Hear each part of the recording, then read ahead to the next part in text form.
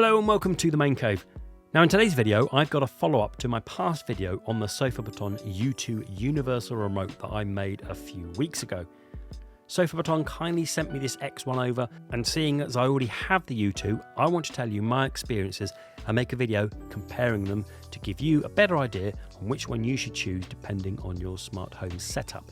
So if you're new here, we make regular videos on gaming and technology for your smart home, so please do consider subscribing, as we may make a video to make your life easier and I wouldn't want you to miss out. So do hit subscribe, I'd really appreciate it. As I said earlier, I've been using the excellent U2 for many months and absolutely love it, so jumped at the chance to test the X1, and I'm in a really good position to be able to compare them. But before we get into any of the differences, here's a few of the similarities between them. So the first up is the app is the same. You will need the Sofabaton app to set up both, albeit a slightly different setup. If you've used the one, you can easily use the other. But there are a couple of things different with the app that I'll talk about later. They also both connect to devices via Bluetooth and IR. I will talk about this later on, as the X1 also connects in more ways. Then there's also macros, which can be used across both remotes, which is a process of setting up the remote to activate several commands via only one button press on the remote. Finally, the buttons feel the same. Both are excellent quality and feel rubbery and clicky. They're both very responsive and there is no noticeable lag on either. It does actually work better on the X1, as there's more to see on the screen other than the U2, which is just used for selecting a device, but more on that in a bit. And finally, it has all the functions of learning the remotes from a database or by using the remote you have by setting them next to each other and physically learning them. So what about the differences then? Here are 10 differences between the Sofabaton X1 and the U2 universal remotes. First, the most obvious and probably the first thing you want to look at, and that's the price. The U2 is the cheapest at around $60, while the more feature-packed X1 is another $100 at $160. But get these on your wish list, as they do regularly take a drop in price. And I'll leave links down below in the description where you can get hold of them. Now we're going to be talking about some other obvious differences, but well worth highlighting them, as each remote is quite different. So next is the physicals. The U2 is much larger, thicker, they both feel good to hold, but the X1 just feels more balanced and a perfect fit for my adult hands.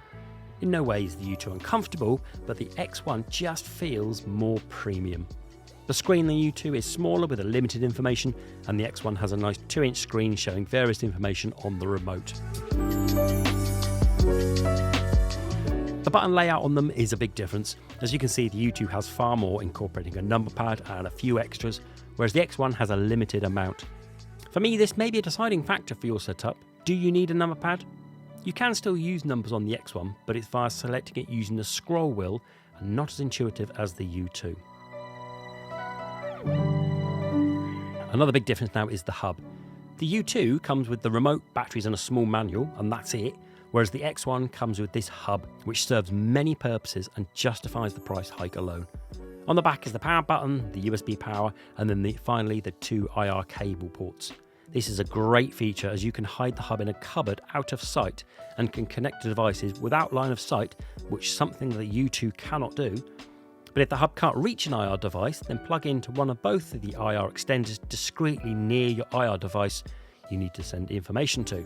The hub is the brains behind this operation, allows for things like Alexa or Google Assistant to be used, which is one other feature I'll talk about later. Another really cool feature along the lines of the hub is the remote retrieval. If you lose your remote, just press the button on the back of the hub and the remote makes a loud beep. This has proved very useful in my house. I love it.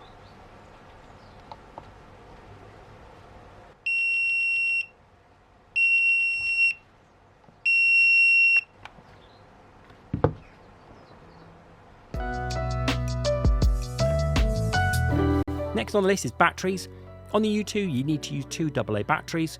All well and good, as they do last probably, they say, around 60 days of regular use. But this just does add to the weight, and that you actually need to replace them once they are flat. I've already had to replace mine on the U2, but the X1 doesn't have this issue, as you charge it via USB-C. I have, however, tried it with my desk USB-C cable and it doesn't charge. The only way I could get it to charge was using the included USB-C cable, and also the X1 can supposedly charge up to 50% in just 30 minutes, which is ace.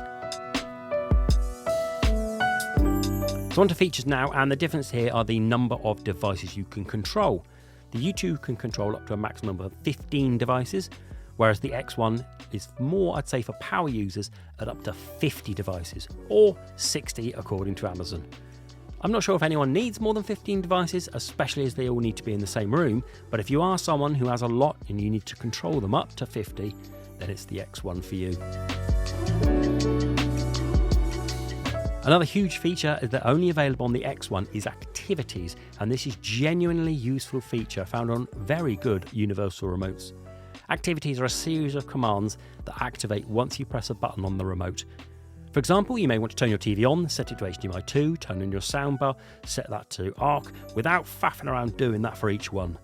The X1 simplifies this by making all those commands into one activity, so all my gear can turn on exactly how I want it with one click of a button. All you do is just use the app to set it all up, and it was relatively intuitive once you know what you're doing and how to get it all set up. But the thing is, the difference is the U2 doesn't have this feature. And then into the app now, and the difference apart from the setup is that you can use the app with the X1 to control your setup. This can't be done with the U2. So if you like to use your phone to control items in your house, then the X1 is ahead in this instance. Now back to the hub, and this one also allows connections to smart services such as Alexa or Google Assistant. It doesn't have them built in, it can only be operated by. So a quick Alexa turn on my TV and it runs, just you need to set it up via an Alexa skill or whatever you use for Google Assistant. Remember, you can't ask your remote to do things you have, just need a device to be able to control your remote. Finally, a massive one personal for me is that the X1 remote can control Wi-Fi devices. Both X1 and U2 can control IR and Bluetooth, but just the X1 can control Wi-Fi, which means I can control my Sonos soundbar without having to learn the remote functions of my third-party remote. I love this. So there we have it then. There's 10 differences between the two remotes. For me, I'd say you probably fall into one of two categories, and that is either remote is for you. The X1, I'd say, is for someone with a lot of devices that they want to sync and working all together without any fuss. The U2 is for someone who probably has only a couple of devices and doesn't have the need for any of the activities.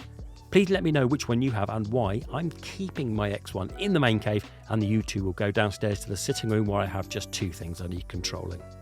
I hope that's been of use for you. Please do like, share and subscribe, and until the next video, bye bye.